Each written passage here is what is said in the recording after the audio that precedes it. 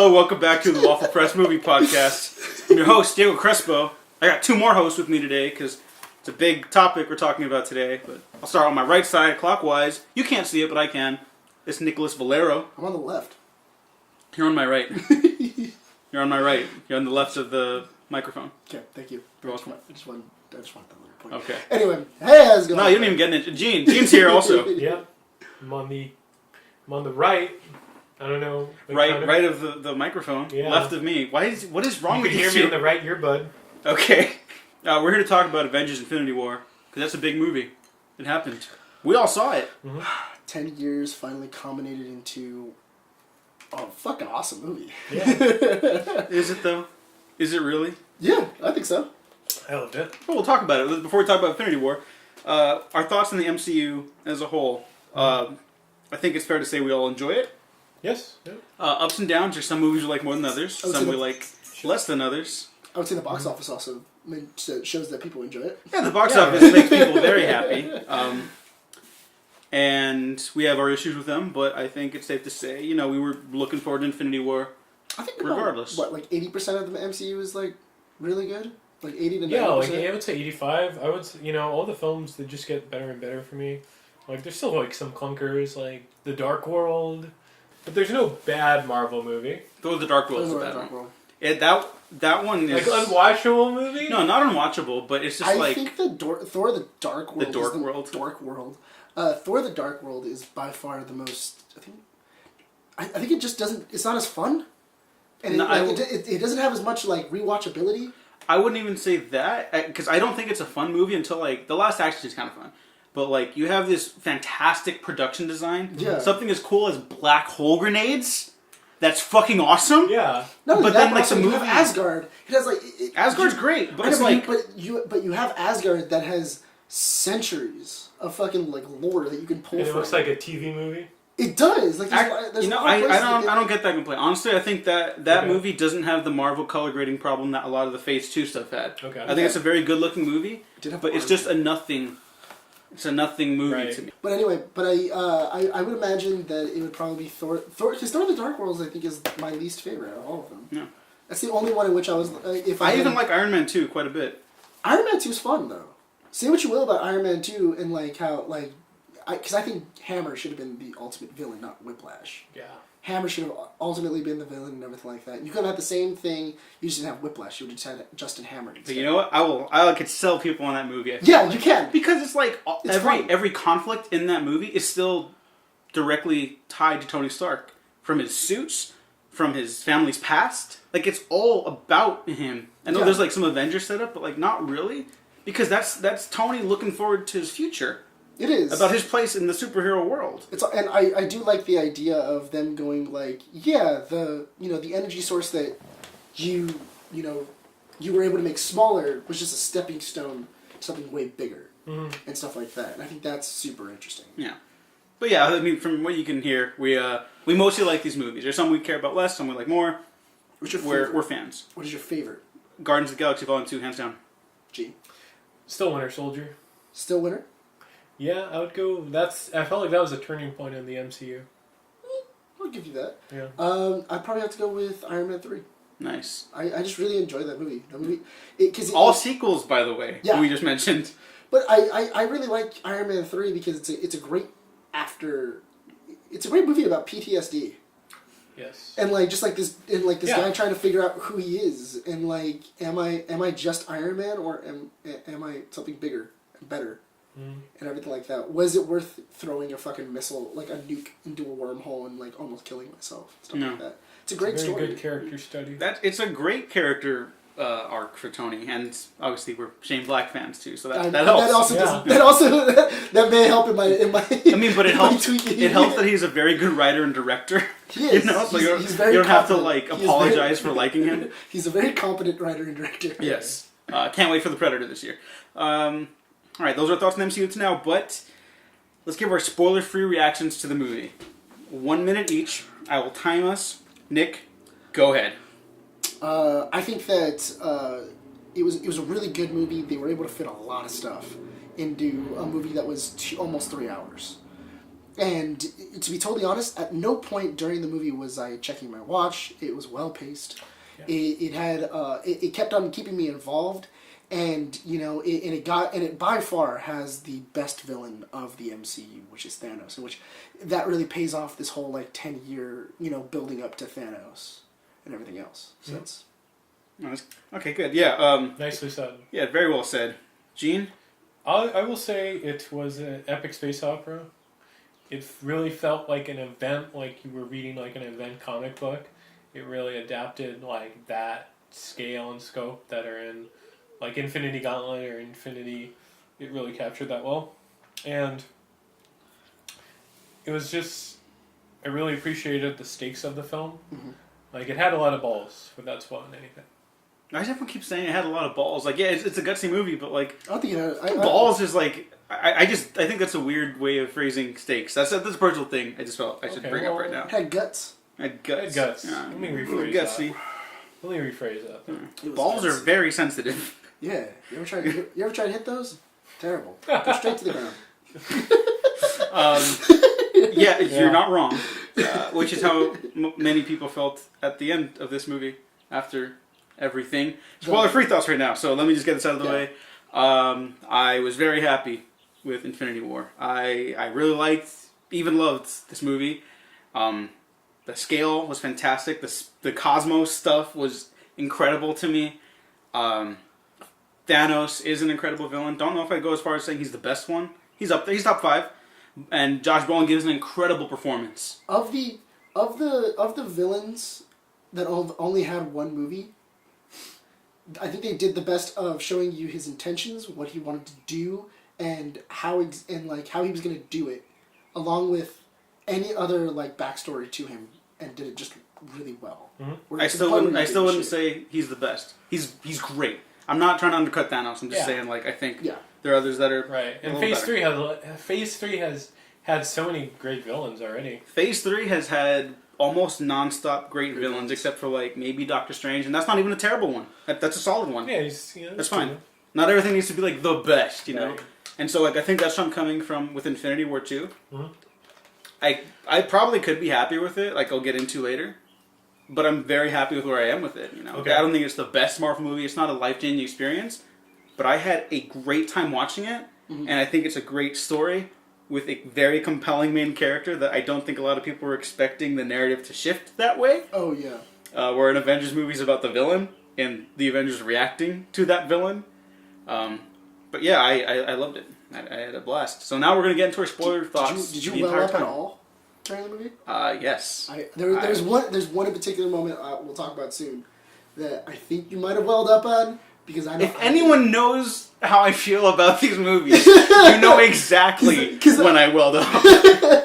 Because I welled up at a specific moment, and my girlfriend was sitting there next to me, and I just heard her go, she just she was just that's so sad.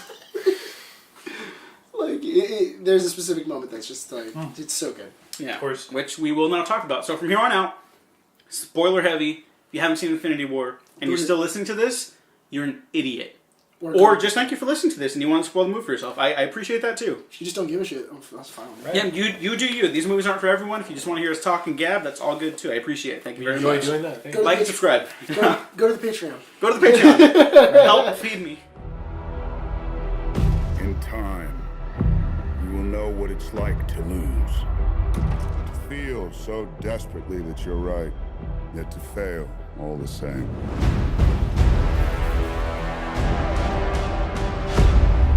Dread it. Run from it. Destiny still arrives.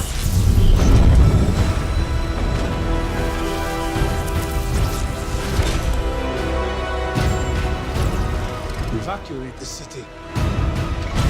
Engage all defenses. And get this man a shield. Alright, I gotta start off, man. Okay. The fucking starting off with Thor Ragnarok's ending, after credit scene, was a guaranteed. I think everybody kind of assumed that's where they were gonna start. And everything like that. I was a little disappointed that we didn't get to see Xandar. Just get totally fucking wrecked, but also I think we just didn't have enough time.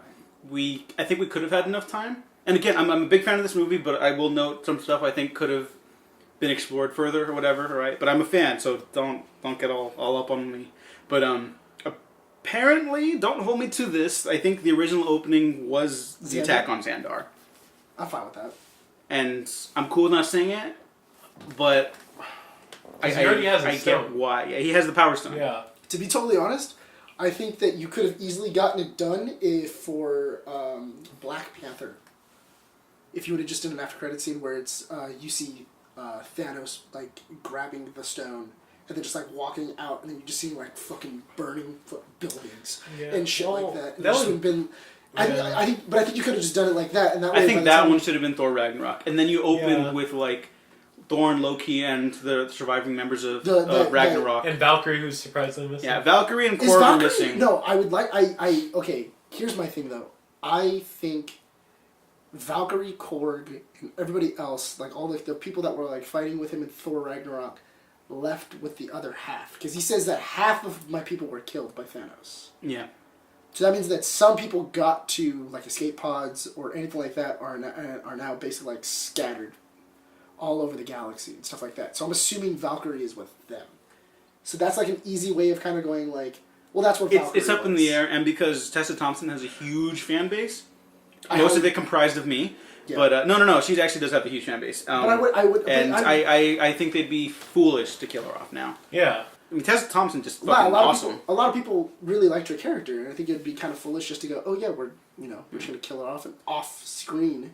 Yeah, I think the opening was when I was very tempered. I was like, I don't know about this. After like the opening is cool, like the Asgardian distress signal, and then Thanos and his goons walking over everyone, right?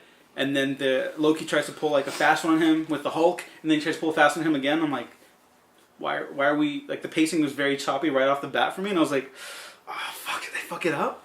And then it picked up. All the stuff that was happening was interesting, but I was like, why did you separate these two turns for Loki? Why didn't you just compile it into one? Yeah. And then do that? Like, that would have just helped with pacing, I thought. Right. But after that opening scene, R.I.P. Loki, I think that's a character that's going to stay dead. You know? Yeah, I feel like everything before the snap is stay dead for some exceptions. We'll get to that later. I can see that. I kind of see that when they were talking about Thor's new weapon, where it says it can shoot down the Bifrost. Mm-hmm. So I was like, oh, well, I guess that's a good way of explaining, of like not having to bring back Heimdall. Because it's just like, oh, Thor can do it himself now. Oh yeah, R.I.P. Heimdall. You were so fucking badass in Thor Ragnarok. I'm sorry. Yeah. Idris Elba is now available to be James Bond now. So right, there you go. Did you feel like some of the opening kind of messed with the ending of Thor Ragnarok? Yeah. Like, undid some stuff? I do. Not undoing some stuff, per se, but I think it does undercut the whole, like, we're, this is The Last of Us, and we're gonna start anew, and everything like that. And it's like, no. Yeah, because Thor Ragnarok, I know not everyone loves the first two Thor movies. We just talked about how little we like Thor: The Dark World. One of the issues I have with Thor Ragnarok is that the Warriors three are like Thor's closest friends, and then they kill him off, and it's never brought up again. Yeah, that's. I know. Again, these movies aren't some of them everyone's don't cup of even tea, have but words. yeah, and that's like that's a little fucked up. Like that. I think that's a genuine like mistake on that film's part, and I feel the same thing a little bit about this opening in regards to the big thematic conclusion of Thor Ragnarok. Well, what's his name? What's his name? Had to go to Shazam. That's why. Oh, besides that. Yeah. That being said, I think Thor has the best arc of this movie besides Thanos. I really enjoy Thor's character. I think of all of them, I guess like they feel bad because they've been given like Thor the fucking like short stick. Thor in Phase 1, I will always fight for this. He's a great character in Thor and in the first Avengers. Yeah, but he's just misused. In Thor 2, he has nothing. There's nothing that happens for him in Thor 2 besides his mother dying. And then at the end, he tells Odin, who's Loki actually, like, I'm gonna go be human on Earth because I don't think I'd rather be a good man than a good king. And it's like, where was that arc at all in that movie? And then in the event Age of Ultron, it's like he gets the big warning from like God basically. Basically saying you need to go back home because something's gonna happen. But it's just he's like the librarian in Age of Ultron. And again, I love that movie, but he doesn't have a big culmination of anything. I really like the extended version of that scene because it makes a lot more sense. And like his refresh my memory. the scene where he actually explains that he's going to go talk to The water of sight. He's the gonna water go of sight and like figure out what the hell's happening. and he basically like he goes and he basically talks to the doctor. What's his name? Selznick. Selvig. Yeah, Selvig. He ends up talking to him and he explains what's going to happen. And basically he says that in order to talk to them, you have to give up a sacrifice. So I'm going to be that sacrifice, and I'm hoping that that you can question them enough where, you know, you can get information out and then I can get out by the time before they kill me. And stuff like that. That's the whole reason why he gets into the water and stuff like that, which makes a lot more sense. Yeah. Fuck I Perlmutter. Yeah, because when you watch... He put the gun to Josh Whedon's head and he said, have this, or lose the farm. Yeah. Yeah. And the farm stuff, I know Age of Ultron's not everyone's shit either, but I think that's like unanimously the best part of that movie. The farm? Yeah. At least in like a broad stroke. But anyways, for Infinity War, Right. Thor is great. Thor has a very Lord of the Rings style journey, which I've always wanted to see for this character on the big screen, so I was very happy with all the Thor stuff. The only thing I thought was really interesting is that I was wondering, because everybody still calls Cap, Steve Rogers Cap, and I was kind of like, is he still going to go by Cap? Like... Well, now he's just the captain of the... I was kind of hoping that he was going to go by Nomad, or if they were just going to call him... He's his own captain. Yeah, he's his own captain now. Yeah, I guess. But I was like, I was kind of hoping he was going to be Nomad and stuff like that. Like he's a man, like he's a man without a country, and stuff like that. Which is a great arc that wasn't set up like at all. Yeah. So it's kind of... Yeah, it makes Civil War more frustrating for me because it's like, why did that even... Like, what did that amount to? Other than, like, he separated the team, and then you had trouble bringing them together for the first hour. That's generous, I think, of this movie. And then it's, like, brushed over because we got to get to the Thanos stuff. Which is fine. But it's like, why even do this in the first place then? You know? I think that I don't know, maybe it would have meant something more if some of them were holding grudges, or if it was harder for them to work together.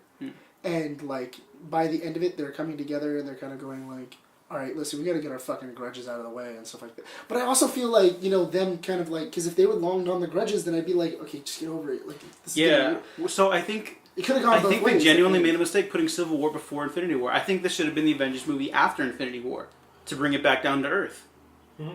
You know, or after the Thanos arc, I guess, because this is two movies. Maybe, I guess, because I guess, what was it? Because my only problem with that is that we all worked together, we all worked so hard to bring each other back to life, or, you know, doing anything like that. Now we're just going to go fight because, you know, people... I mean, I can kind of see where this Sokovia Accords comes in now, because it's like, you know, the Avengers brought Thanos to Earth. Mm-hmm. And, you know, because they're, you know... but they didn't. Thanos was on this path since the beginning of time, basically. Technically, or the beginning of his time, which but I can see people seeing it that way. Yeah. Like that, you know, it's very much what Thor said in the very beginning of, in the middle of Avengers 1. If you use the Tesseract, you're basically telling the universe that you're qualified for a higher class of war. Yeah. Mm-hmm. And stuff like Excellent that. line, by the way. Oh, that's right. Yeah. And I think that all culminated into this, you know. And I love the fact that they brought back Wakanda and everything else. I think they it was really weird because they did a lot of with Wakanda in the last movie, and you didn't really get to see a lot of those characters. You know, a little bit. You saw a glimpse of them. You saw glimpses, and like, they had like scenes, but like none of them were like prominent. For like Black Panther. Yeah. Yeah, like, but again, none of the Avengers really have an arc besides like Thor, Iron Man a little bit, and their arcs are just to be like, everything you did didn't matter because Thanos is God. It's his world, you're just living in it. Which again I like. Yeah. But this movie is really the Avengers reacting to failure on like an unknown scale. It's also harking back to the first Avengers movie as well. Is that maybe we can stop you, maybe your army takes over, but sure as hell, if we can't save the Earth, we're going to avenge it. Mm-hmm. And that's a great, and it's something that happened that they said in Avengers 1, and now Avengers 3, they're doing it. We lost. Yeah. Now we have to avenge everyone that we've lost. How do we do that? Yeah. So I'm gonna keep it positive first, then I'm gonna go back to that because I have thoughts about some of the writing in this movie and how good it is, and it's like how it could have maybe been a stronger culmination with a different guiding hand. Mm-hmm. Who is your MVP in the movie? Gene, let's start with you. Iron Man, of course. I know, you know, I get he doesn't have a complete arc like Thor, and no one really has that. I'd say he does. Okay. I really think those two are the ones that have the full arc. Okay. For sure, for part 1. Yeah. But I really I really liked just kind of Tony's like actions in this, where he's it goes to him being a futurist, like him being this genius, where it's all his planning, everything he tried to like account for that you saw in his vision, everything fails. He loses to Thanos. They lose spectacularly, and he just fails completely. But yeah, it's just that was very interesting for me. Yeah, it's so that's a really fucked up ending. Yeah, it's fucked up. It's just him and Nebula stranded on Titan, which is also a very interesting combo. Oh yeah, it's fascinating. Like for the next Avengers, that's going to be a very interesting place to pick up and be like, Tony and Nebula, two people that have basically never met. Yeah, what do they have in common? Are now stranded on Titan. Yeah. Oh, I'll tell you what they have in common. But I'm assuming I assume Tony and her are just going to stay on Titan and try to steal the gauntlet. Because Thanos is there. He's on Titan. That's how it ends. He doesn't go back to Titan. Titan was his home world, but it's not his home. No, that's what he says, though. He says that, he goes, all I want is to sit here and watch the sun on Titan go down. And that's what happens at the very end. Did he stay on Titan? Because I know he watches the sunset. Yeah, it was on Titan, because even it's all red, it's all like disheveled and destroyed. Like, but there's no moon on Titan, too. Like, the physics of that, I don't know. It's not fucking real. But yeah, we'll see in the next one. Yeah, I don't think it's on Titan. Because I'm almost positive, because I think that would be kind of interesting, though, is if Thanos is on Titan, and Nebula and Tony Stark have to kind of like figure out, how the fuck are we going to steal this gauntlet, or how are we going to beat Thanos? Yeah. But what they have in common is that Nebula and Tony are the ones who have the surviving members, anyways. Apart from Thor, are the only ones who have they have the most to fight against Thanos.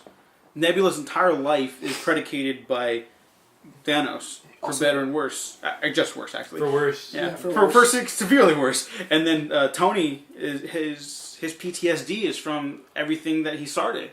Well, not only that, but also I do like the idea of I really do like Peter Parker's arc. Like I like his little story that they have in this movie. He doesn't necessarily have an arc. Yeah, I was gonna say he doesn't really have an arc. He just has kind of like a story that he follows, and I really do like the idea of Tony Stark is my mentor, and I'm going to follow him, and if wherever he goes, I'm going to, and stuff like that. And he's very much his Robin. Yeah, in a way. In this movie, and I really he's his page. Yeah, he's his ward. Yeah, and I love that. Even Strange even says like, who is this kid? Like, is he your ward? And stuff like I just thought that was interesting. But I do like the interactions that Peter has with Tony, because it's very much like a father figure. Like he's more worried, and he would have preferred if Peter would have stayed on Earth. And he probably would have died anyway. Yeah. Well, the thing is that I think if Peter would have just stayed on Earth, he wouldn't have really known what to do. He would have just stayed in New York. You wouldn't follow the Spider-Man character in this. Yeah. Oh, well, I was going to say, like, the snap would have killed him anyway. Possibly. I mean, I don't think Thanos thought of every single individual. Yeah, I thought it was very random. You know, it'd be funny if, like, when he snapped his fingers, he died too. Because it's 50-50 for him. And you know what? That could be a super fucked up, interesting movie. What? Where Thanos like takes himself out too, like in some other universe of this, right? Yeah. Thanos takes himself out so that way no one can reset it, and he destroys the gauntlet with him. Imagine that's super fucked up. Nick, who's your MVP? My MVP for the movie would probably, I don't know. It was very mixed between maybe Gamora or Thanos. Yeah, I think Gamora has a great story. I think she's one of the few characters in the series that has been consistently well written. Yeah, and I really enjoyed Gamora's story. The only problem I had with it is because when I was sitting in the movie, the first thing I thought was when he was getting the Soul Stone, and she's just like talking shit to him the entire time, of like, this is just karma, and like, you've never loved anything in the world, and like everything that's around you hate. And that moment where like Thanos just starts to cry because he realizes he's gonna have to kill him. I have to kill Gamora in order to get what I want. It's such a great scene. Also, I had some dude who was next to me where he was just like, "Shut up! He's gonna throw you! Shut up!" And he was sitting right next to like me and my girlfriend, and we were just like, "Oh, Shut up! Okay. But no, I mean, Gamora has a great story, in this, I and really it's very tragic. And I really like I do like the idea that they've confirmed that Star-Lord and Gamora are together. Yeah. Like And you know what? they've- I'm so happy they had Gunn advise the writing on these characters, and I think he did some uncredited He writing. did, yeah, no, dialogue. that's confirmed. And Well, I think that that makes me very happy. But he knows how to play that romance between them, He really does. because it's not like so much of fiction is oh, they had the big kiss moment, now everything's hunky dory, right? And it's that's not interesting. This is interesting. It's a very human relationship. Yeah, not only that, but also that was the main thing I liked about the writing in this, is that when you went to Captain America and Captain America's there, it felt like a Captain America movie. When you were watching Iron Man, it felt like They were Iron like Man vignettes. movies. Yeah, it was very much like you felt like you were sailing through the Marvel universe and stuff like that. Because you just felt like at no point did you feel like, oh, this doesn't make any sense. This doesn't feel like the Guardians I know, or anything like that. All the characters felt like how they should. And Right, that for was the most part. For the most part, Yeah. I was going to say this for later, but I got some beef who didn't with some of the writing. And Volume 2 got some criticism from people where they're like, well, it was just like a comedy show. But my defense was always that the jokes and there were deflections from the characters, specifically Drax and Peter, who can't really process emotions the same way you and I can. Yeah. You know? And in this, there's that extended minute-long joke about Drax eating and being silent. And I was like, that feels like a Drax thing, but it's this is a busy-ass movie. He What was are you too doing? obnoxious. What are you doing with as this? well. Yeah. This is the first time I was actually I wasn't annoyed, but I was like, what was are you too doing crass. with this? No, I can see where you're going. Where this is 30 seconds that we could be spending somewhere else. Yeah. Like You know, I love the Guardians. Those are my favorite MCU but stuff. when it's their own movie and we can waste as much goddamn time as we feel like. But that's the thing. I don't think they're wasting a second in their own movies. I think everything they're doing actively tells us more about their characters and their relationships. And we know their relationships already. Yeah. What are you doing? You're just trying to be funny. Yeah, and it's a joke to be this a is joke. the first time in an Avengers movie I've actually understood that complaint. I actually really enjoyed the idea that Thor understands Groot. Oh yeah, I love that. Because it was an elective. That's funny. And I thought that was interesting too. He was like, oh yeah, it was an elective on Asgard, and never mentioned it again. Immediately went over it. No one even went what the fuck is an elective? But that also contributes to my thing about Thor's this big hunky kind of goofy action hero, right? And all these movies, but he's very knowledgeable about the universe. Yeah. And this is kind of cool But I feel undercurrent like that's of every Hemsworth movie. as well. Yeah. I feel like that's Very smart, but also That's- kind of a goofball. Yeah, I feel like the perfect character. I feel like that's just Hemsworth being Hemsworth. Yeah. Who is also playing Thor, and because Hemsworth really knows how to improv and he knows how to fit things in just in the right fucking spot, which he proved in Ragnarok. Because Ragnarok feels it has the perfect amount of humor, it has great action, everything like that. I was unsure. Did Waititi was he consulted for any of the Thor stuff? I don't know if he was, but Hemsworth was very protective of the Thor that he grew with Waititi, and so he was constantly having discussions with the writers and the Russos in the rooms, and being I really want to hold on to what I've accomplished with Thor in my last movie, and then they worked with him to sculpt that, because he's the same dude. Because it felt like it. Yeah. It felt like, and I really do like the idea if you can pair and contrast Thor and, let's say, Ultron, where Ultron just decimates a whole bunch of shit, he steals Loki's scepter, and immediately Thor suits up and he tries to choke Stark out. Compared to when he meets Gamora, who is the daughter of Thanos, and he immediately is just I get it. Yeah, because he's been through a lot. Yeah, he's very cool-headed, and he's just yeah, I get it. He goes, you can't really choose your family, and he's very he has the mind of a king. Yeah. And I really do. I really love that character growth from the two Avengers movies. And Thor's my MVP for this. I love Thor so much. I'll go to bat for that first movie any day of the week. You come at me, I enjoy that. I enjoy that. Everyone. I enjoy it. No, I know a lot of people don't, so I always get very defensive. That's on me. I enjoy quoting that movie every so often. Yeah.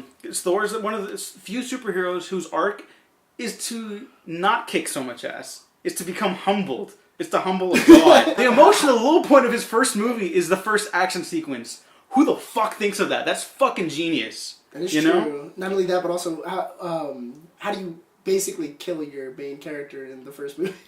Well, yeah, also that. But I mean, that's the way to make it interesting. Yeah. But no, you're dead on about that, and yeah, his journey to the Dinklage stuff is interesting. But to go back to the writing thing, the big problem for me. How many people laughed in your theater when Dinklage showed up on screen? No one actually. No. I heard some whoos. I had a couple. Yeah. I had a couple people. What? I had a couple people laugh in my theater. Well, they're dicks. Well, like I think they started laughing because it wasn't really a laugh. It was much more of like a chuckle, like like it was much more of like okay. Or like that's who Dinklage because you can see everybody whenever the Dark Order or the Black Order were talking, like everybody was kind of going like, is that Dinklage? Right. No, is that Dinklage? That one, Cornelius Glare sounds like Domhnall Gleeson. He does sound like Domhnall Gleeson. Yeah. Domhnall No, that's not Corvus Glaive. That's Ebony Maw. Ebony I only Maw. know that because I'm obsessed with the wikis on this stuff. Okay. I know they don't say. I think they say his name once. Which so also whatever. Ebony Maw is like a badass character, which I think kind of got feted, but I'll go to bat for fetting any day. But like to the writing problem, like when when Tony Stark and like Doctor Strange meet. And they reintroduce the Hulk to him, and they're like, "This is serious shit. Oh my god! Like Thanos is coming. We need to start protecting the stones." And then Tony's like, "Oh, what's timetable? Whatever." And him and Doctor Strange start riffing on one another. It's like it's just for the jokes. Right. And I think if you compare that to like how Tony and Bruce talk to one another in Age of Ultron, or even the first Avengers, it's like. There's something happening. There's something pushing character or narrative they're not just in a way that's not stop and start as it is in Infinity War once in a while. Yeah. And I'm only bugged about this because when this movie works, which is most of the time, like 95% of it, it fucking soars. And it's a bummer that there's still stuff like that actively pulled me out of it, which has never happened in an Avengers movie for me. I really do like. I mean, I still like the encounters that Iron Man has with basically his like little collection of like 4 people that he really talks to. Right. Yeah. Throughout the it's entire Strange, Spider-Man, Spider-Man, Wong. Star Wars. Wong is awesome. Yeah, like Wong is so badass. I loved the idea that Wong saves Tony's life, and he's like, "Wong, you're coming to my wedding." Yeah. Oh, that's hilarious. Yeah. Like you're coming to my wedding because you saved my fucking life. Yeah. And I also needed more Wong. Yeah, but I guess that also goes back to Diego's point about like why did we have Infinity War? Why did we have Civil War then? Because we came back to Pepper Potts and Tony Stark, and they're about to get married. Mm-hmm. Well, that's in Spider-Man: Homecoming they propose. Yeah, but okay, never mind. I see what you're saying. Yeah, like why did they even have them break up then? Like, why did they even put them through separate? that ringer? Yeah, like why even have them through that ringer if by Spider-Man he's gonna propose and he's gonna and everything like that, because there was no growth in both their characters from Civil War to Spider-Man: Homecoming. There was absolutely nothing. They were just randomly like, "Do you want to get married?" Yeah, and that's a real bummer because I go to bat for these movies a lot about how there are genuine character growth throughout a lot of these. Yeah. Not for everyone, but for a lot of people, they're growing and evolving in ways that are interesting, and that's really the big sticking point for me in Phase 3, anyways. Of course. So before we get hung up on the negatives, because I think there were a couple, but what did you guys think of Thanos? Did he live up to everything that's been presented to us? Yeah. I really liked seeing what was it? My only thing was the people that were taking over Gamora's planet. Were those the who were they? I think those were his Chitauri. Were they the Chitauri? Because they didn't have the same armor. Yeah, they were either. I just rewatched the first Avengers, which is super great still. It is. It's the same armor. They just have like capes now. Okay, so they looked a little more regal. They just didn't have. They had the masks on because the Chitauri have the masks on when they attack Earth at first. Then they take them off. Yeah. But that's what I was. I was just wondering if he had more armies that like. They apparently he does because he's got those weird 8-legged human monster things. Right. Which were really fun. I forgot their names. They don't even have names. Yeah, they do. Well, not in the movie, but they do in the comic. I'm sure they do, but this is the movie. They do have a name. Yeah. They're scary though. Like they actually felt threatening, which was nice. What did you think of the Black Order? I really dug the Black Order. They were menacing. They were imposing. They did what they, as a henchman, they did what they were intended to do in the time that they had. I feel the same. Because I was convinced, and I was going to hold it against the movie because it's so stacked already. I was like, they're probably not going to be like much of a threat. They weren't like the dark. Was that one dark elf played by? Oh yeah, it's terrible. By I don't even want to get into from it. Lost. Yeah, that's they weren't like that. But like I was convinced like they're just going to have one fight in the beginning. They're going to take it up with the Avengers and be like Thanos is coming. That'll be the threat, and I was cool with that.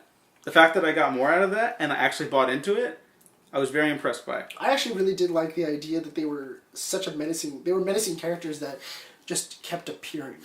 Mm-hmm. And they kept just like fucking up shit, like and they also were smart too. That's my main thing is like I love the idea of like even during the Battle of Wakanda, they're just like let's send more and more shit out because eventually they're gonna have to leave Vision unguarded. Mm-hmm. And once they do, get in there and just fucking take them out and everything else. So I thought that was really interesting. I think they were like kind of like the first smart henchmen that were actually like strategically like fighting. Like in the Marvel movies? Yeah, more or less. I mean, what other henchmen was like really like a group of henchmen that were actually like working together? I don't know. Yeah, off the top of my head, I can't really think of any. I wouldn't have minded. There's some fun ones, but I don't know about seeing, like that. What was it? Gamora and Nebula interact with them because they're supposed to be their sisters and like their siblings. Yeah, they're the children of Thanos. They're all supposed to be the children of Technically. Thanos. Mm-hmm. Yeah, so I mean I thought that would have been kind of interesting if like they all got to like interact or anything like that, or even seeing Gamora in the final fight would have been kind of interesting. But that would have been cool, but that didn't happen because she's dead. Oh, which is a bummer. What do you think of Hugo Weaving not coming back? I'm okay with expected. it because he did not like his time. There was like a period when he was just doing these blockbuster roles because he wanted the money. I'm not blaming him. Respect the hustle, you know. Yeah. Oh, I did an afternoon of work for like $500,000. When someone has like a certain lifestyle. Yeah. You know, so like whatever. He didn't want to come back. Don't make him come back. It's Red Skull. You could just slap on a cool voice underneath. Yeah, have another actor do like a Werner Herzog voice. Yeah, and as someone who like adores what the first Avenger did with that character and just that movie in general, I was ecstatic about that character coming back and being cursed for being as evil as they were. Mm-hmm. That is so comic booky and such a great comeuppance for that character. What comic book character was he? Because I know there's a Marvel character that is that like a Soul Keeper. That's kind of like Death. It's like it looks like Death from Infinity Gauntlet. Yeah, because it said. But he wasn't supposed to be Death. Yeah. No, because I forget what the fuck the name was, but I remember when I saw Red Skull, it had in parentheses, and then it said it was like Stormkeeper. Or something no, it was the Soul Keeper, the Stone Keeper. Yeah, I think it was Stonekeeper. I don't think he was based on any character. Yeah, I think he was just that. He was just that. It could have been like someone from Thanos Quest. It could have been a lot of stuff. Yeah. Well, that's basically what Infinity War 1 was. It was Thanos Quest. Yeah. That's basically what it was. And yeah, I can't recall at this point. But I mean, it's just the idea because I know everybody who has. I remember when we were leaving Guardians, everybody was like, "Well, the Nova Corps got fucked up in that movie." Like, John C. Reilly, they're gone. Yeah, that means John C. Reilly is most likely dead. He got killed off screen. Either he got killed off screen, or something happened, or like they're just gonna explain it. Oh, well, we sent John C. Reilly off planet, or he just escaped with his family. You know? Or John C. Reilly is Nova. And this could be the last. Why not? Yeah, fuck yeah. He's a good actor. Make John C. Reilly Nova, because that would be interesting. I'd be happy. But I really enjoyed Thanos. Going back to that, to me, he was the Jim Starlin Thanos. Again, you couldn't have him chasing after death some of the crazy abstract concepts. I totally think you could have, but I'm okay with them not. You could have, but it wouldn't have the same resonance because you just introduced this character. You know, then that's his motivation, and I really enjoyed his motivation being. It's basically he's trying to prevent like overpopulation.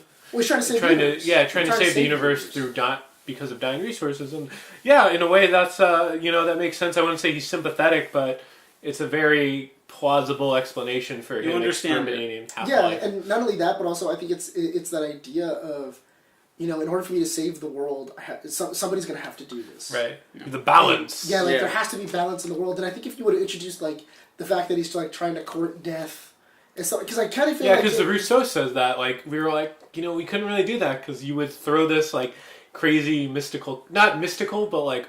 I wouldn't say cosmic. A cosmic death. It's very weird. It's very weird. Yeah. It's very weird. Not only that, but also like the fact that you're gonna go. So we're gonna throw this character in, and then now Thanos wants to fuck her. Yeah. Well, see, what I thought they were gonna do was just that's weird. Have him save Hela from the wreckage of Asgard, and then have her be Lady Death, and I'm totally cool with them not doing that. You could have done that. That was my assumption. But I like what they did. I'm saying they could have done that, but I like this a lot. Yeah, that's and fine. it worked. I'm not that's fine. complaining. It's fine if they would have done that. I'm happier that it was its own isolated. Like, this is just Thanos' idea, and I like the fact that he's traumatized from the death of his own like world, and like the idea of like I tried to warn. He was very Jor-El. Yeah. Yeah. Like he's very Jor-El in this movie of like I tried to save my world and tell him that like the world is going to end and we need to do something about it. No one listened to me, and now my planet is gone. Yeah. Yeah, you know what I liked about him a lot? Or everyone called me mad. He was a villain. Yeah. He was a villain, but he didn't hate anybody until like close to the end. Then he started getting mad. You know, like if watch him throughout the movie, watch what Brolin does with that character. Not just the motion capture. no Which, point. credit to the motion capture people. They're yeah. fantastic special effects on him. But he didn't like hate anyone for He's trying to very, stop like- him. He was just like, this is what I have to do. This is my destiny. And I love the idea of like I hope they remember you. Yeah. Of Like he really does. Like he respects Tony. Yeah, like I respect. Like he respects Tony he drew so for his much. blood. Yeah, like all that effort just for a specket of blood. Sorry. And he's like, hopefully, when I kill half the planet, they'll remember you. And it's like, fuck, like. But also, like, they put so much huge stakes of like, we've seen the Avengers take down Ultron, fucking Loki, multiple characters. You know, Von Strucker. And then, no matter what you throw at this guy, nothing is helping. Right. And it was just like the last scene where he's just like throwing people aside, and he's not even like He's not breaking a sweat. He's not breaking a Scarlet sweat. Witch. He's not even trying to like kill them. He's just He's out just of my throwing them way. away, yeah. Like he didn't care enough to even like cripple them. Yeah. Which is why it's such a great thing that he's the driving force of this narrative. He's the protagonist. The Avengers are ants, and he's the malevolent god. Yeah. Who's like, you mean nothing to me, but I'm trying to save you from yourselves. And I think there's this very interesting through line from the Avengers trilogy that I'm going to be crediting Whedon a lot for what happened with this franchise, because I think the high points, a lot of them stem from him. Cap in modern day, how that went about was a Whedon thing. Yeah. Civil War, the setup for that was a Whedon thing. So maybe I should blame him too for that. You could. The Avengers conflicting with this higher power in Loki, and like how he was a messenger basically, and how Ultron is their like their dirty reflection. You know, like there's no easy answer to saving people. People are more complicated than ones and zeros and right and wrong, and that's what Ultron's about. And Thanos is finally the culmination of this idea of like, all right, like you're trying to save people. Now here's someone who could step on people like nothing. How? Like, what do you do with that? Not only that, but also What do you do against God? Also, he is trying to save people, but doing it the wrong way. Yeah. Because he even says to Gamora too. He's like, "Have you been back to your planet? No child there has known hunger. They go to bed warm and with full bellies, and they don't know anything of what's happened or like the people that they've lost or anything like that. They live in it's a paradise, and like it's kind of the idea of like, fuck, is he wrong? Like, you know he's wrong. Yeah. But you do have, at some point, you have to kind of, no matter who you are, you have to kind of question that and go like, fuck, is he wrong? He's making some great points here, guys. Right. Which is why I think the final scene between Vision and Ultron in Age of Ultron remains the best thing this franchise has ever done, because that's the Avengers story. When Ultron's like, they're doomed, and Vision's like, oh yeah, but the thing isn't beautiful because it lasts. You know, like it's a privilege to exist. Yeah. And Ultron just can't get it because he doesn't have humanity. Mm-hmm. And I think Thanos is similar. He's lost it. You know, and he's like, well, I don't want anyone else to lose anything, so I'm going to make them lose each other. My thing is that what I felt from Thanos after Thor says, "What did you do?" and you get the bright light. To me, it looked like Thanos almost wanted to cry, like he was almost hurt about he was hurt from what he did himself, like he couldn't really believe what he had done done, because as soon as he does it, and then like the light kind of goes in and like Thor's like, "What did you do?" Thanos just pulls the axe out and he like runs for the entrance and tries to run like, shit, what did I do? Mm-hmm. I see what you're saying. I didn't feel that. I'm not saying that's not there. I just didn't see that. What I saw was a man who killed his daughter to save the world. Yeah. And that fucked him up. And that's very biblical. Yeah. That's very Old Testament when God was a dick in the Bible. Right. And I think that is... It's very Genesis. It's very Genesis. Yeah. But no, I really do think that, like, not only that, but also I really do like... Okay, I think that the main thing that the Avengers really pulls off really fucking well is teamwork. Mm-hmm. Like, I love seeing these characters and working together. I love how the Avengers and the Guardians fought together. You have no idea how happy I was to watch great. Captain America. And it was like such an odd, I was saying when they fought Thanos, but that was cool. No, I loved the minute when you see Rocket Raccoon blowing things away, then literally and Winter Bucky Soldier, picking him up. Like, oh no, he's gonna die if I leave him here. Picking him up and then just holding him out as he's shooting so that way he can do double damage. And then putting him down. It's like a video game movie. Yeah, and then putting him down, Rocket looking at his gun and going, I like your gun. They were, I would get that arm. I would get that arm. He was a little swooned by Winter Soldier. Yeah. Of course they both look like raccoons. They do kind of. Because the eyeliner and the hair. Not only that, but also that's going to be such an interesting... I'm so looking forward to Avengers 4 just because of like the different combinations of people. Yeah, I think that was the best aspect. One of the best aspects. Yeah, because you have Gamora who's going to be with Tony, which is going to be Nebula. No, Nebula. No, Gamora's dead. I mean, Nebula who's going to be with Tony, and that's going to be it's an interesting combo of like two different personalities of like, oh, I'm just going to murder people, and like let's try and think this out before we go into this. And stuff like that, and that's never really going to work. And Gamora doesn't know him, he doesn't know her, so how are we going to really work together? Yeah. Not only that, but also, you have Rocket with the Avengers. Right. All the other Guardians are gone. So let's talk about that, and then we'll talk about team-ups, and I'll talk about why maybe Civil War could still be looked back as a positive. Mm-hmm.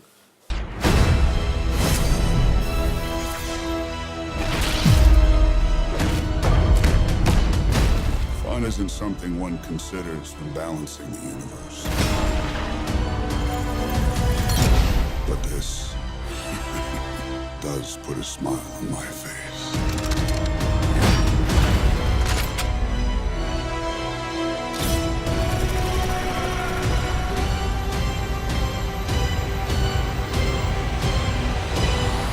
The final thing after Thanos snaps his fingers and people start vanishing. I love that they kept doing it though. Let's talk about our process going through that. As people were fading. Yes. Oh. Heartbreaking. The moment that I was saying that I'm almost positive you welled up on was the scene where you see Star-Lord vanish, you see Drax vanish. And he's like, Quill. Yeah, and he's like, Quill. And then you see everybody else vanish. Like, he's really surprised. Yeah, he's really surprised. Also, the idea of Doctor Strange vanishing, and he goes, it's the only way to Yeah, that was the only... Oh, yeah, so that's how they're going to... That's the only outcome. He pulled a trick on the time stone or something. Right. Some magic we'll get to that. We could talk about that later. But I have it here. Yeah, so I would like to think that, Strange did something to the stone, or my idea was that Strange... because remember he said I went into the future 14 million whatever times. 14 million times, whatever. And he goes, and there was only one way for me for us to win. I think this is the only way in which they could win, and everything like that. But the scene that made me well up is the scene where Peter is like, I'm not feeling very well, Mr. Stark. And then he falls into Tony, and he's just like, I don't want to go. I don't want to go. And then he just disappears into ash, and you just see him. Tony's holding him. And Tony's holding him, and that moment of Tony. Yeah, just thinking about I failed. I was supposed to bring this kid home, and I failed. How do I explain this to his aunt? How do I explain this to anyone on all the people I lost?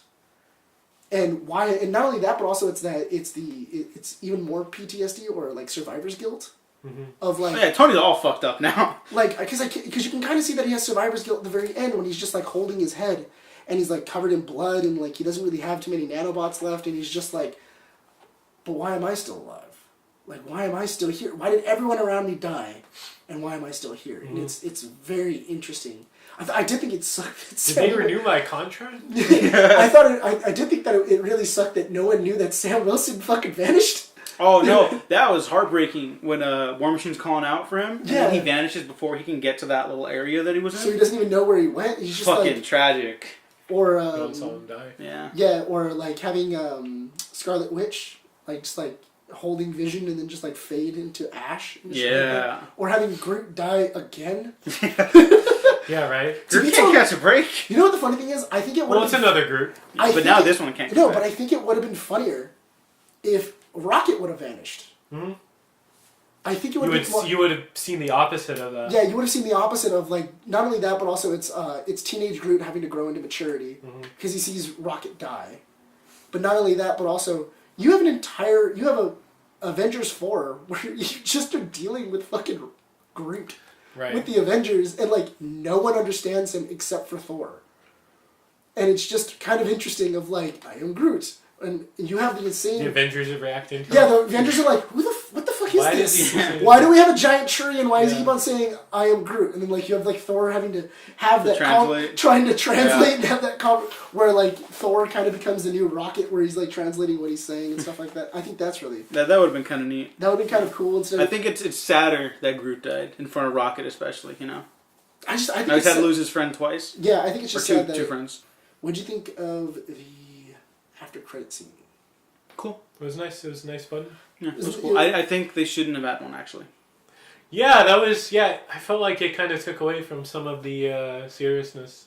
Well, not that. Just like, imagine like, that's it. That's all you leave the audience with. Yeah, there's no after credit scene. Yeah. Not even an Avengers will return. No. Was there an Avengers will return? No, it says Thanos will return. Thanos. Oh, did it? I didn't see that. I didn't catch right that. after it says Thanos will return. That's fucked up. It does not say the Avengers will return. It just says Thanos will return. Yeah, that's a good touch. And I was like, that's well played. I like that. Also, that shows that, yes, this was Thanos' movie. Yeah. and everything else, but I really did like that, and I thought it was interesting to have Captain Marvel and like just have like a little tiny scene where Captain Marvel, just her symbol was shown, stuff like that. It was nice. It was a beeper too. Yeah, it was a modded the 90s. It's a modded. That's beeper. cool. I think that's really interesting. Now, what do you think of the interview that Sebastian Stan gave? About? What was it? Because they asked Sebastian Stan, how did you like filming all those like big action set pieces? And then he was like, "Oh, it was really good." He goes, "It was amazing to be on set with all these guys. You know, it was me, it was Chris Evans, it was Chris Hemsworth, Samuel L. Jackson. You know." Oh, he said that? He said Samuel L. Jackson. Ooh. He also said the girl who's playing what was it? Wasp. Oh, Eva Jean Lilly. No, he said the Evangeline Lilly. No, the mother. Hank Pym's wife. Michelle Pfeiffer? He says, yeah, it was interesting. Oh, boy, he's in trouble. He goes, it was interesting to be on set. He's not going to be Captain America anymore. Yeah, he was like, it was interesting to be on set with, like, Michelle Pfeiffer. You know, it was interesting to be on set with, like, everyone. Samuel L. Jackson and, like, everybody all together going into this giant fight against Thanos. And then, like, by the end of the movie, because he said that in the middle of an interview with Vanity Fair. And, like, everybody was like, oh, I guess Nick Fury's in the fucking movie. And everything else. And then they were like, wait a minute, Nick Fury died at the end of this movie. What the fuck was Sebastian Stan talking about? No, he was just super high. No, okay, so you brought that up. This, I guess, if that would technically qualify as spoilers. So I guess like there's another interview I remember. Yeah. With Zoe Saldana when they were talking to her about like, oh, the Avengers are split in two parts now, and you guys signed up for both, right? Yeah. And she was like, yeah. Hang on, I just dropped a bottle. And she was like, yeah, we're signing up for both. We go back to the Gauntlet, shoot the next one next year. So she's coming back. Obviously. Yeah. Yeah. So that means that they're bringing everybody back. Yeah. I want some of the deaths to stick though, and apparently some are. But if it was a Guardian, I think not just because those are my favorite characters, but like bring them back. Those are James Gunn's babies. You Yeah, know, like he's really done something special. I think with his trilogy. Yeah, that I finished the arc with. Yeah, I don't. And they kind of treaded a little bit on this territory where they had Gamora and Star-Lord finally. Well, he consulted on that. No, he did consult on that. Oh, okay. Which I mean, I think this might be like unfair to the Russos, but I wouldn't mind James Gunn doing a. I want the Guardians to finish their arcs on Gunn's terms. Yes. Like, I want him to be the one. I wanted him to be the one to conclude the Thanos stuff, and I wanted him to be the one to bring Peter Quill back to Earth, which hasn't happened yet. So I'd be okay if we held off on that until Volume 3, honestly. I wouldn't mind if you did, because I would imagine that He met Earthlings. he did meet Earthlings, Right. which is also a really funny scene of like the.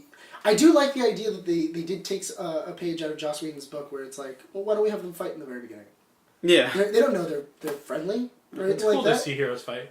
Yeah, but not only that, but I really do like the So, like, idea- that scene works for me. Those felt like in-character stuff. They weren't devolving into, like, ridiculous bullshit, and when it was still in-character bullshit, not just like, what are we doing here? Yeah. Because the point of the scene is, what are we doing I was here? gonna say, going back to character deaths, I feel like everything not related to the stones, so say like the Soul Stone or anything before the snap, it's gonna revert back because it's gonna involve time travel. It's gonna involve undoing something that Okay, Thanos well, did. what is your prediction for Avengers? Yeah, let's 4? get into predictions so we wrap up.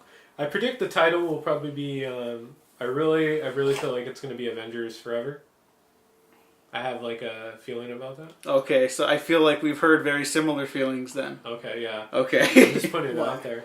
We've heard feelings from other people with feelings too, I guess. Okay, yeah. Let's Okay. leave it at that. So you both. Okay. So you both. We'll talk about it. We'll talk Okay, about we'll talk it about after. it after. All right. Yeah. I think we have similar feelings from similar people. So you guys think that it's going to be Avengers 4? Yeah, I think that's kind of a boring title though, so I Right. don't It want is, that. it is kind But of. what do I want to see? Yeah. I want to see if they're going to retire some of these characters, fitting conclusions. If, and again, if they recast, they recast. If we'll never see these characters, we'll never see Iron Man in another movie. He'll go off in the sunset, and you won't think about him, because that's the end of his story. They don't necessarily have to kill them off as long as they have, a good conclusion. Mm-hmm. Fair enough. Some people just retire, Yeah, some people. When you just retire from a career, you don't go back and help out because you need a hand. Yeah, like Hawkeye. Hawkeye is tending to his farm, which is probably a cannabis farm. Oh yeah. Also, Yes, exactly. I totally forgot about that. What did you guys think of them like just going? Oh yeah, Scott Lang and. They took deals? They just took deals. That makes sense because they have Yeah, families. they took deals. Yeah, And- but yeah, that makes sense. Off topic. I'll get back to Civil War in a second Yeah. because I got twofold on that. And I would really, I'd really want to see Thanos, because he is the Jim Starlin Thanos. He has all that pathos, but I'd really want him to see, like our current president, be undone because his by himself, because it's always been Thanos's his inability to accept victory. His inner Kurt Russell. Yeah, his Get it? inner That's an his ego inner joke. doubt that always destroys him because he doesn't think he's worthy enough. I want to see that. So it's going to be Thanos himself and doing it. And No spoilers for the movie. It'll be for the well, obviously because we don't know how the next one ends. But for the comic, I really like that ending for the character. Right. They kind of did a reversal of that for the ending of this for Infinity Yeah. War. But I want to see They touched on that, I want yeah. to see the official version of that next time, where it's like, you lost. That's it. Let's go.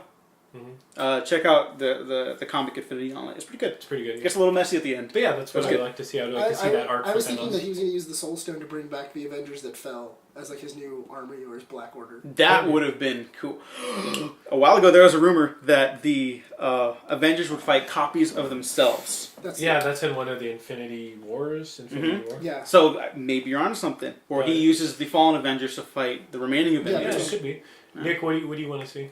That because that sounds really cool, and then you can also have like a splash because you can then have another splash page where you and then also their fighting makes sense because and like you can also have like this moment where their humanity is coming out per se, but you can also have it where it's like I can't control my body, you have to stop me, and everything like that, and it's kind of hard for both for like whoever's fighting who and stuff like that. I think that would be really interesting.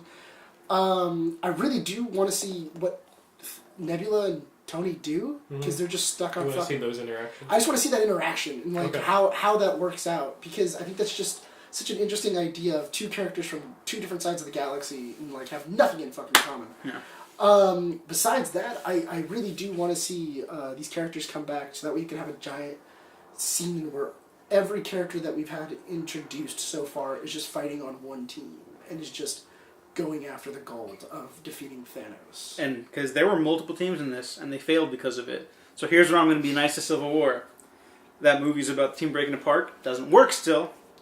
But this movie doesn't allow them to reconvene specifically between Captain America and Iron Man.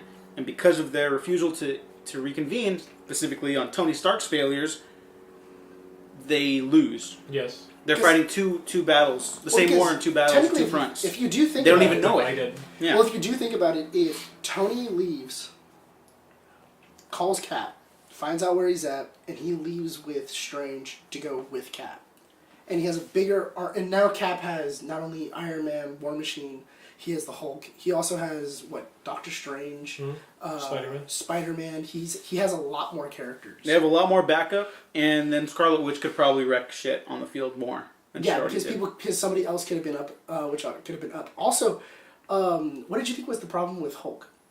He's scared. That's what I felt. I felt like Hulk was scared. Mm-hmm. He's scared of Thanos. He's scared because he's met something he can't beat.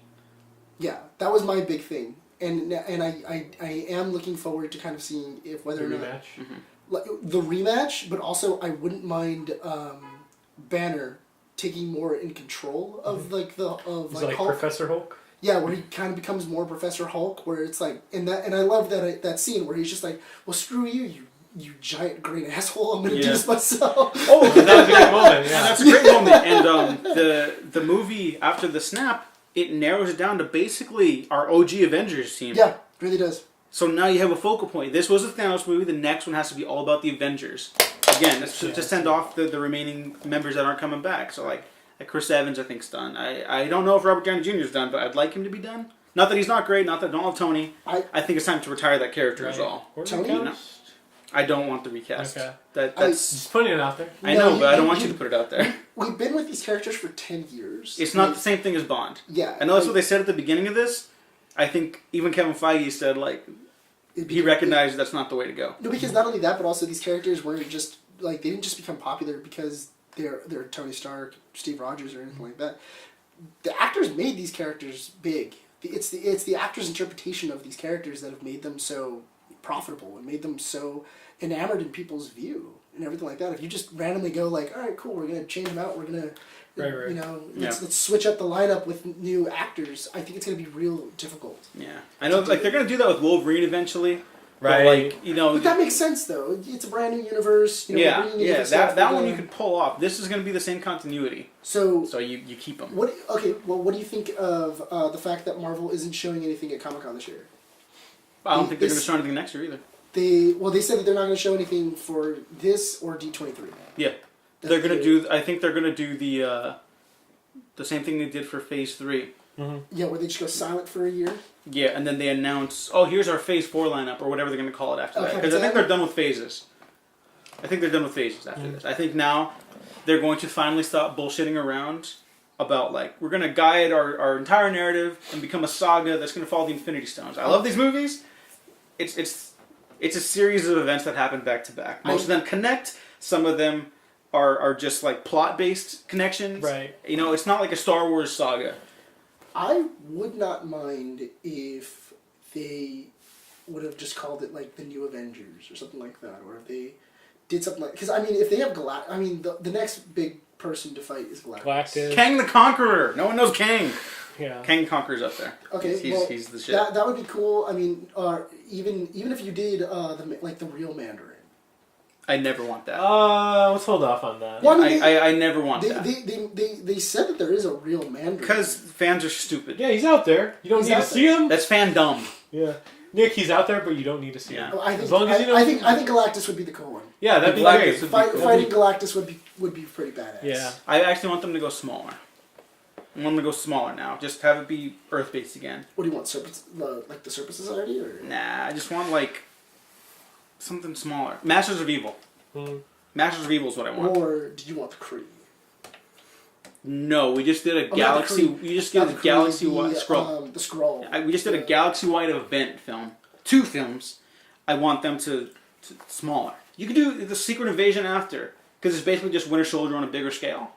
Well, yeah, but I don't want them to do that right away. Well, because what is the Skrull Wars and the Secret Invasion? Secret Invasion, the Kree Skrull War. I know, but isn't it just the Skrulls have been taking over super? Oh yeah, they infiltrated it, and they've been taking over the bodies, yes. or not?